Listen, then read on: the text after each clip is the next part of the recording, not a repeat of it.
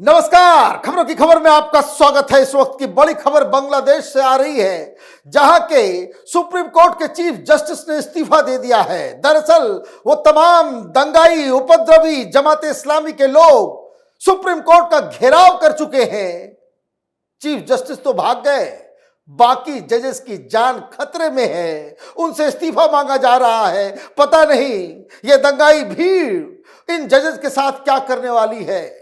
शाम तक ये मालूम चलेगा कि उनकी जान बचती है या फिर बाकी के अवामी लीग के लीडर की तरह उन्हें जिंदा किसी पुल या सड़कों पर टांग तो नहीं दिया जाता।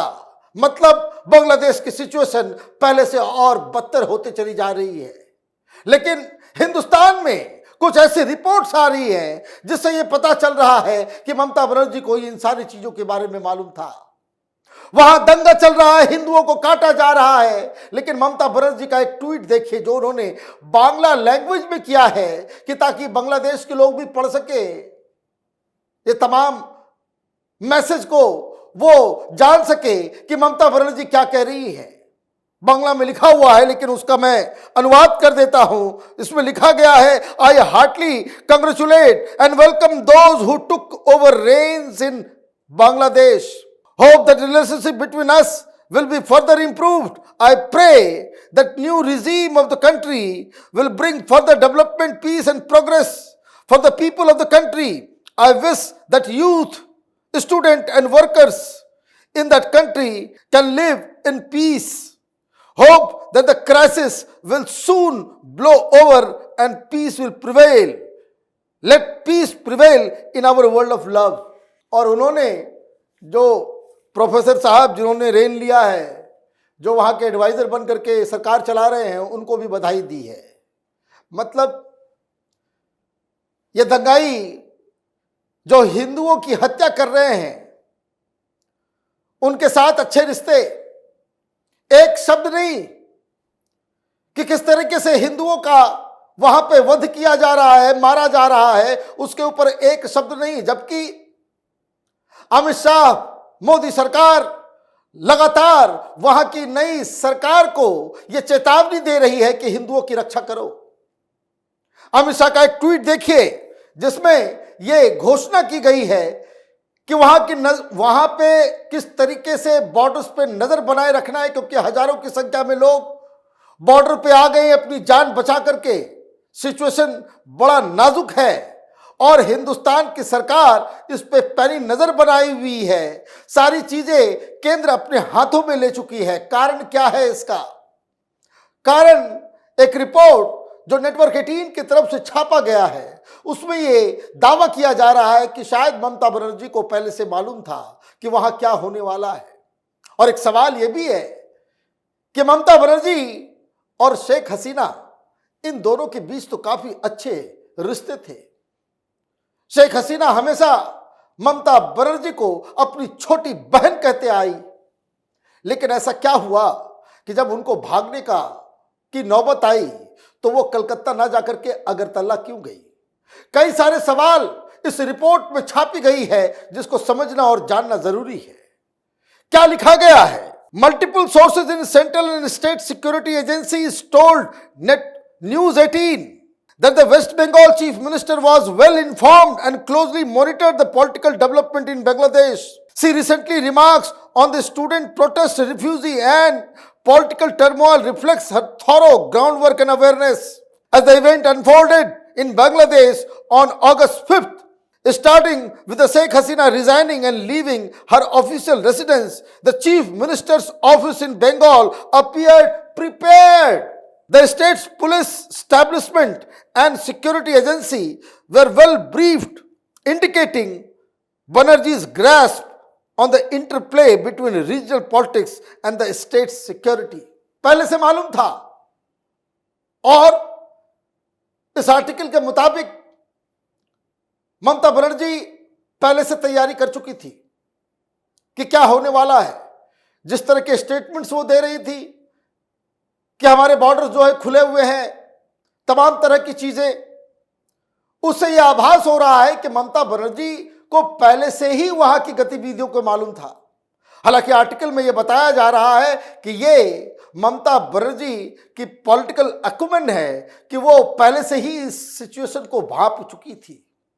लेकिन सवाल कई सारे और उठ रहे हैं, क्योंकि जिस तरह से कुछ पहले की घटनाएं घटी है वो कई सारे सवाल उठा रहे हैं। रिपोर्ट में क्या लिखा गया? Recently she made a statement in response to the violent peak of the student movement in Dhaka which led to an unprecedented diplomatic row. The Bangladeshi government launched a formal protest with the Indian High Commission in Dhaka making a significant departure from the previously warm relation. In fact, Hasina's security detail chose to land in Agartala and Delhi but not in Kolkata, which has the closest ties with her. Mamata Banerjee ने जब ये बयान दिया था कि हमारे borders खोल जाएंगे, ये हो जाएगा, वो हो जाएगा, तो उस समय शेख हसीना की सरकार थी। उन्होंने बकायदा ढाका में इंडियन एम्बेसडर के साथ, हाई कमिश्नर के साथ ये कंप्लेंट भी किया था। एक बवाल क्रिएट हो गया था कि इस तरह के बयान क्यों आ रहे हैं।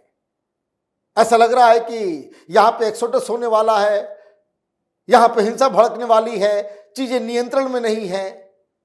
तो ये ममता बनर्जी को कैसे मालूम था पहले से? इसको लेकर के काफी बवाल हुआ।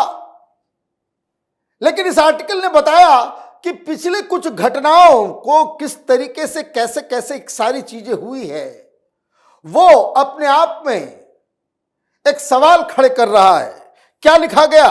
Several sources in central and state security agencies stated that Banerjee, with her astute political acumen and extensive network, anticipated a huge political turmoil in the neighboring country and its likely impact on the state and was monitoring the situation closely. उनको पहले से मालूम था। ये केंद्र और पश्चिम बंगाल के security agencies के सोर्सेस बता रहे हैं। मतलब अधिकारियों को पहले से ही ब्रीफ किया गया था कि वहां कुछ बवाल मचेगा। यह ममता बनर्जी को यह पहले से आभास था और इसकी तैयारी और उसके लिए वो ऑलरेडी प्रिपेयर कर चुकी थी और प्रिपेयर हो रही थी और इसलिए उस तरह का बयान दिया गया। बात सही है। अभी देखिए बॉर्डर्स पे जो है हिंदू भाग भाग के आ रहे हैं, वहां से हिंदू भाग रहे हैं, वहां पे हत्याएं की जा रही है। आगे इस आर्टिकल में क्या लिखा गया? Starting with the events like the enclave exchange, contentious Teesta water sharing agreement, the instance of one of the assassins of Bangabandhu Sheikh Mujibur Rahman assuming a new identity while hiding in the state for 20 years, and finally the alleged planned murder of Bangladesh's Awami League MP in Rajarhat, northern fringe of Kolkata, West Bengal, has consistently borne the brunt of political instability in the region, compounded by the complex dynamics of India-Bangladesh bilateral relation. 4-5 example दिया गया है। एक, ये Teesta water dispute जो था उसमें ममता बनर्जी ने बहुत ही केंद्र सरकार के खिलाफ ही वो स्टैंड ले चुकी थी। दूसरा, शेख हसीना के पिता बंगबंधु, जिन्होंने बांग्लादेश बनाया, हिंदुस्तान के वो मित्र थे, उनकी जो हत्या जिसने की थी वो पश्चिम बंगाल में छिपा हुआ था 20 साल से नाम बदल के। भाई ये कैसे हो गया? वो हिंदुस्तान में उसके किसके प्रोटेक्शन के अंदर था वो? और अभी कुछ दिन पहले कोलकाता राजरहाट, ये कोलकाता एयरपोर्ट के जस्ट पास का इलाका है, ये वहां शेख हसीना की पार्टी अवामी लीग की एक एमपी की हत्या कर दी जाती है। बड़े ही प्लान तरीके से बड़ा बवाल हुआ था। तो शेख हसीना के एमपी की हत्या कलकत्ता में कौन कर रहा है? किसने किया?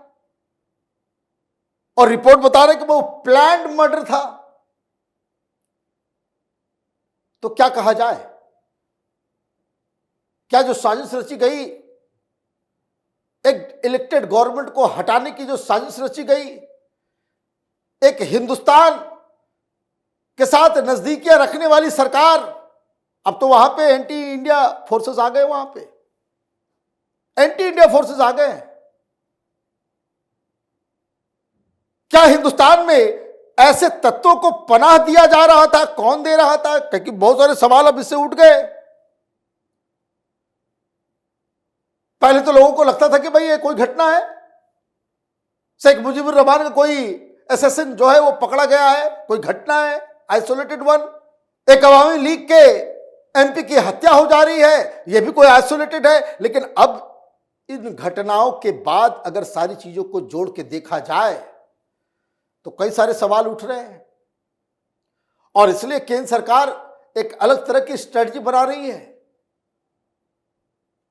अमित शाह ने एक कमेटी बनाई है, अमित शाह ने ट्वीट करके बताया है, बाकायदा वहां की नई सरकार को मोदी सरकार की तरफ से एक तरीके से सुझाव और धमकी दी गई है कि बंगाल में हिंदुओं के साथ जो अन्याय हो रहा है उस पर बिल्कुल लगाम लगनी चाहिए, इस पे हम फिर चुप नहीं बैठने वाले। अमित शाह का ट्वीट देखिए, उन्होंने कहा कि in the wake of ongoing situation in Bangladesh, the Modi government has constituted a committee to monitor current situation on इंडो-बांग्ला border. The committee will maintain communication channels with their counterpart authorities in Bangladesh to ensure safety and security of Indian nationals, Hindus and other minority communities living there. The committee will be headed by ADG Border Security Force Eastern Command. तो भारत सरकार तो stand ले रही है। एक भी विपक्ष का एक भी लीडर बांग्लादेश में जो हिंदुओं के साथ हो रहा है उसके ऊपर जो अन्याय हो रहा है, एक शब्द किसी ने नहीं कहा। क्यों नहीं कहा? ममता बनर्जी ट्वीट कर रही हैं, प्रोफेसर साहब को मुबारकबाद दे रही हैं, जिन लोगों ने सत्ता हथियाया है, जो उपद्रवी हैं ये जमात इस्लामी वाले, उनको मुबारकबाद दिया जा रहा है। आप एक शब्द हिंदुओं के बारे में नहीं लिख सकते, क्यों? मतलब है कि जो इसके पीछे के राज जो है वो गहरे हैं। बांग्लादेश में जो कुछ हो रहा है ये तो एक शुरुआत है, कहानी अभी बाकी है।